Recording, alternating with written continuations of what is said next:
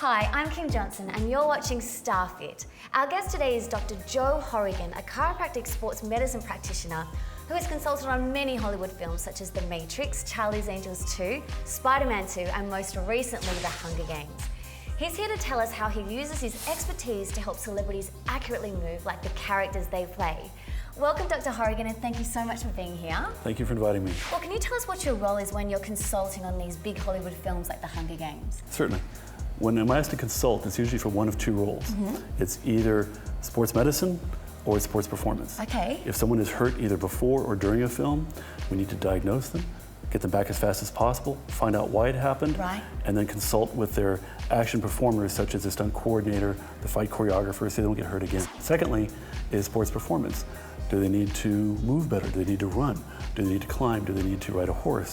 Do they need to gain weight? Do they need to lose weight? Well, do you think that you can show us some drills today that would help us get into sort of warrior shape? Absolutely. All warriors have to run. But just because people can run doesn't mean they know how to run. True. So I want you to stand right over here. First thing we're going to do is the arm movement. So as you swing your arms back and forth, your hands will come right in front of your nose. In front of the nose, yes. Elbow will stay bent. And you bring your elbow back behind you just like you are. Okay. Now we're going to coordinate this with now bringing your opposite knee up from the opposite arm. There you go. How's that? That's good. And now we're just going to add a skip to this. Go ahead and start to move and skip. All move right, forward. Here we go.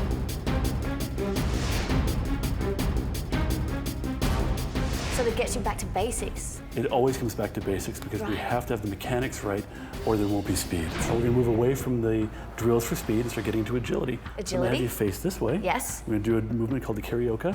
Let's have you sit back just a little bit so you're not so upright. Cross your right foot over your left and then your left behind. Yep. Now you're right behind your left. And then keep continuing. This is like a little dance step I've done before. It is. Okay. And how we would progress this, not all in one day, but how it would be progressed, Yep. is now we'll make it a little bit faster. Faster? Because you're doing so well. And come back just as quick.